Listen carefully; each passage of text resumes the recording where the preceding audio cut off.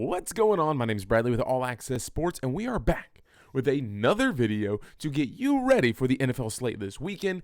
We're talking all things Week 13 NFL main slate on Draftkings and DFS. Now, certainly a lot of people come in here and they say, can we use this for fantasy football? Yeah, absolutely, because we're going to dive into a lot of things. This is our sleepers and studs. So we're going to talk about guys specifically under $5,500. Then we're going to talk about those high-priced guys, probably put together a little bit of a lineup specifically with the players that we talk about in this video, and hopefully dive in a little deeper. If you're brand new here, I appreciate you choosing to stop by and listen for a little bit. And if you are back, you know the deal. You got to give a thumbs up to the video for good luck as you take on some of those bigger tournaments. Two quick notes. If you missed it, we smashed last week with the Patreon lineup. We'll show that in 1 second. And then some personal things have happened. If you follow me on Twitter, you've already seen it. Thank you for the congratulations messages. Thank you for the support, guys. This is huge news, and I cannot wait to be doing more content here on YouTube with you all. Again, every single week we do put out a report on Patreon. It comes out with injury news, player news, weather reports. We rank how we think the quarterbacks and the wide receivers are going to shape up. We put together a player pool of about 15 to 20 players that we are going to target. But here's the lineup that we basically rolled with. I made a last-minute change to go with D'Onta Foreman because I knew no one was talking about him in that same price point, so he was only 1% owned in this contest. Put up 157 points, which was good enough to cash in essentially every tournament that we entered with it. You know, I love my 50-50 double-ups, and I love single entries, and that's what we're going to do again this week, so let's get in. By the way, if you do want that report, it comes out patreon.com/allaccess. All of that is down in the details below. It'll be in your inbox Sunday morning before 10 a.m. Starting with the quarterback position, I don't know if there's a whole lot to love under $5,500 right now. You look at some of the names here, and you have people like Daniel Jones against Washington. Maybe. Again, if we're looking for 4 times value, that means he has to hit about 20 to 24 points. I don't know if we're going to get that out of Daniel Jones this week. Marcus Mariota could be an option, but I think he has a definite ceiling. Mike White against Minnesota. Congratulations on the big game. I don't know how long that's going to be sustained. I don't know if I love it. I feel like I'm probably going to be playing one of the higher priced quarterbacks this week. Those are basically it for your options. I don't love Kenny Pickett. Russell Wilson, I don't know what you're going to get out of him. By the way, can we talk about this for a second? Kenny Pickett only having 3 touchdowns on the season? Like, how is that possible with Deontay Johnson, George Pickens, Chase Claypool for a little bit, and Pat Freiermuth? Obviously, these are the names that you know and probably want a little bit more in your lineup. Patrick Mahomes against Cincinnati Bengals. There's a lot of trash talking going on in that game. I think Patty's going to come out slinging it. He is down a couple of weapons, so I don't love it as much as I typically would. Jalen Hurts going up against Tennessee Titans. I like, don't love. 8,000 is a big price point. Lamar Jackson against the Denver Broncos. That Broncos defense is the real deal. They're nothing to shake a stick at, so I don't know if I absolutely love that. Justin Fields against Green Bay. Similar situation. Don't know if I love it. For $7,400, getting closer to that 4 times value. The one I love the most is probably Justin Herbert. I know other people are talking about that as well. Herbert at $7,200, 19. You look at the last 2 games where he's actually had Keenan Allen, Gerald Everett, DeAndre Carter, Joshua Palmer, some of these other weapons that are able to catch the ball. 28 points, 20 points. That's much more in the range of outcome that I want. Now you take on the Las Vegas defense that's absolutely terrible against the pass, 26 in the league to be specific. I love that matchup for him. If you do want to save a little bit more money, I think Trevor Lawrence at $5,900. Again, if you're getting 18 to 23 points, 18 to 22 points from Trevor Lawrence at this price point, you've got to be ecstatic, and his weapons are very cheap. You look at Zay Jones under $5,500. Evan Ingram has the potential to pop. Christian Kirk, not horribly priced, but definitely not the most expensive wide receiver on the slate. Right now, we're locking in Trevor Lawrence just because he's cheaper, and the Detroit Lions defense is that bad. Plus, there's some running back issues, so you're probably going to throw the ball a lot. We always start with the guys under $5,500, so let's drop down here. I don't know if there's a ton of value this week, but there are some injuries we need to be kind of aware of. Brian Robinson Jr., Antonio Gibson is questionable. Michael Carter has that doubtful tag. James Robinson, I believe, was held out as a coach's decision. So with the New York Jets, look at this guy. ZONOVAN Knight at $4,600. Now, again, this does hinge on there being injuries for the New York Jets going up against the Minnesota Vikings, who are far from great defensively. 14 carries, 69 yards. And now, again, you're going up against a team that ranks 32nd against the pass, so they're probably going to play back a little bit against Garrett Wilson. Hopefully that opened things up for you to take on this rushing defense that's average. JERICK McKinnon, I talked about him last week. Now he's $4,500 going up against the Cincinnati Bengals.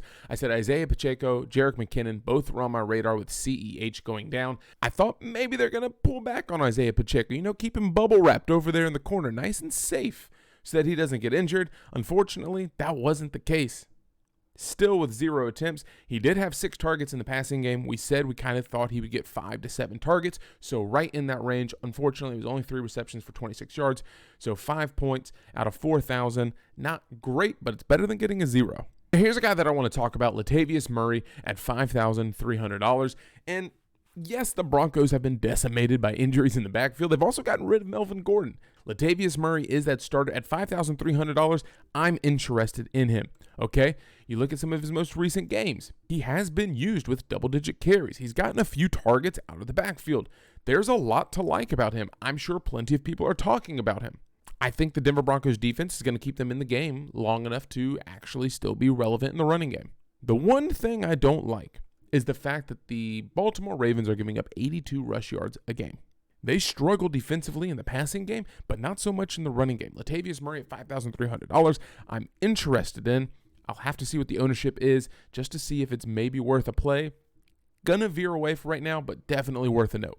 Another thing just to keep an eye on, we've already talked about the Jacksonville Jaguars a little bit. Travis Etienne dealing with a little bit of an injury bug, so JaMycal Hasty, I don't think we're going to get a repeat of what we got last week, which was 12 carries, 28 yards, 5 receptions, and a touchdown. Don't know if we're going to get a repeat of that, but worth noting, they are going up against the Detroit Lions, who are terrible. And we talk about that every single week. We love to pick on this Detroit defense. JaMycal Hasty could be an interesting play at only $5,000 if Travis Etienne is out. But again, you won't be the only one on him. Now let's talk about some of the high-priced running backs. Christian McCaffrey. No Elijah Mitchell for San Francisco. Might share a little bit of room with Mason, but Christian McCaffrey probably going to get a few additional touches. Austin Eckler going up against the Las Vegas Raiders is an absolute smash play at $8,500. A little bit pricey. I told you I like the passing game a little bit more in this one, but Austin Eckler is absolutely worth a look in a game that Las Vegas is probably going to fall behind early, and the Chargers may just choose to run out a lot of the clock. Derrick Henry against Philadelphia. Nick Chubb going up against the Houston Texans. Deshaun Watson's back. This could be a game where you get 2 different options, okay? Deshaun Watson's either going to air it out, throw for 350 yards, 4 touchdowns, and absolutely obliterate the Houston Texans. Or, hey, Deshaun, we don't need you to do a whole lot. We got Nick Chubb back here. Just kind of hand the ball off, let him do his thing, run everyone over like a semi-truck. Don't make mistakes, just hand it off. Let him go. Let him work. The Houston Texans giving up 168 yards rushing per game, good enough for dead last in the league. Obviously, a very good option to be one of the top finishing running backs of the week. 12 touchdowns already on the season, so about a touchdown a game. I would expect him to hit the end zone once, maybe twice in this one, looking at probably a 24 to 28 point game.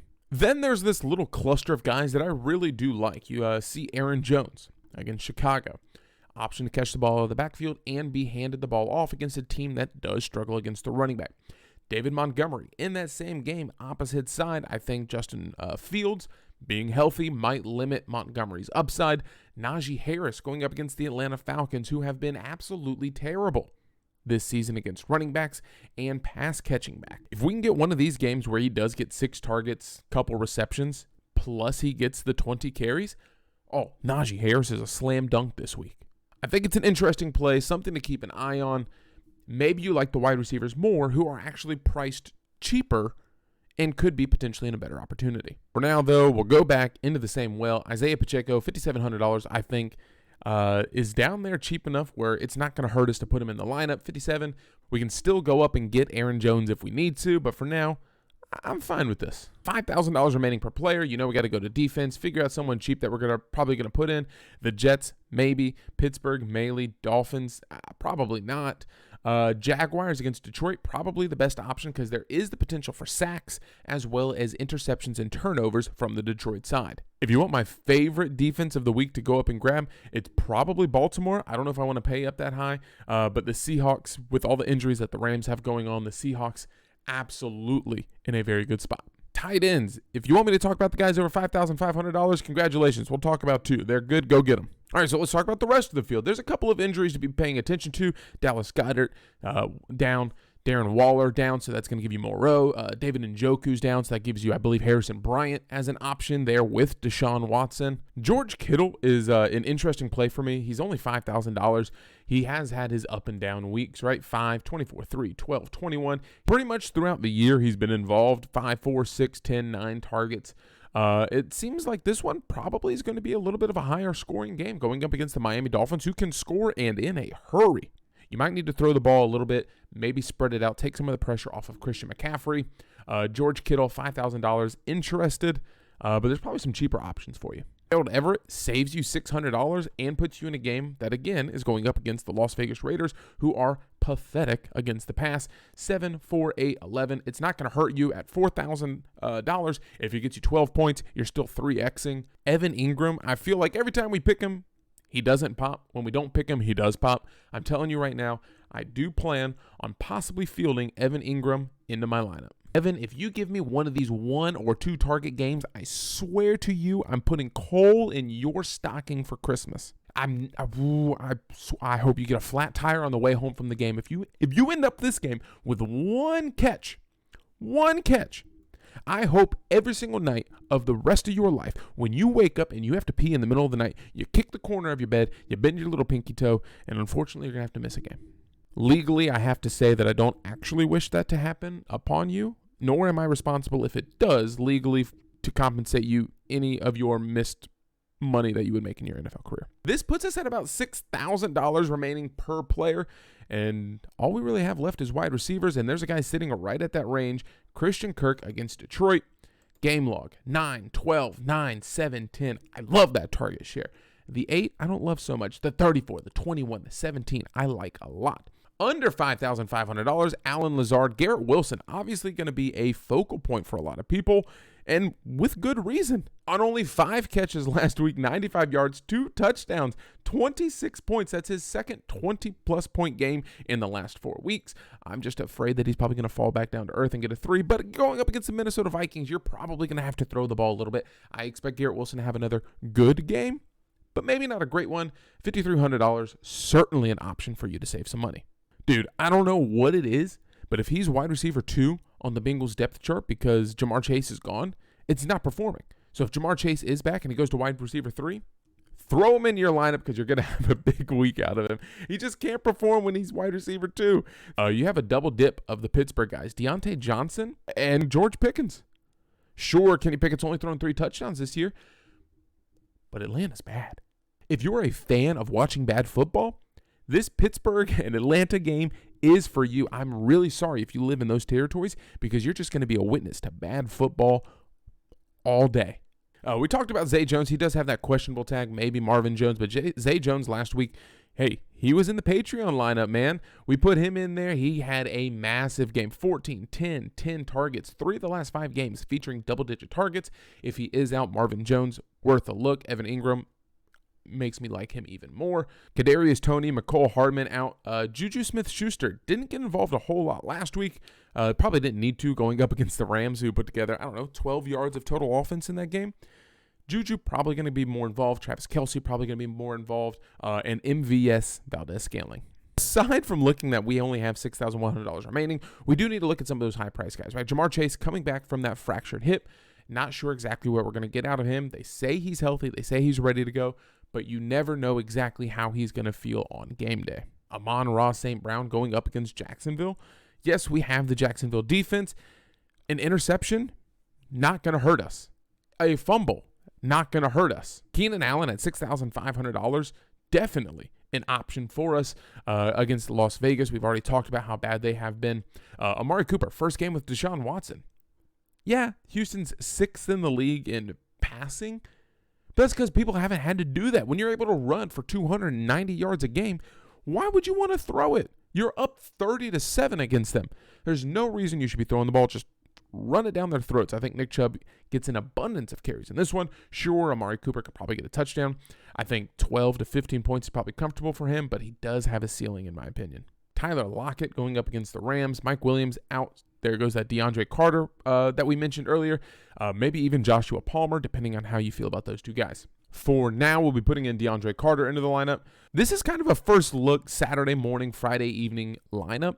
Not sure if we're going to go with it. If you want to see something that's more accurate as to what we're thinking, find us over on Patreon, patreon.com/allaccess. That's down in the description below, and we'll get that out to you by tomorrow morning at 10 a.m. We usually shoot for 9 a.m. Again, that's going to have player rankings, weather reports, Vegas lines, which games you should be targeting if you're looking for a long shot to play, and we'll probably round out the flex over there. If you want to run this, here's some of your options. Dalvin Cook, T. Higgins, Joe Mixon if he's healthy, Kenneth Walker going up against the Rams.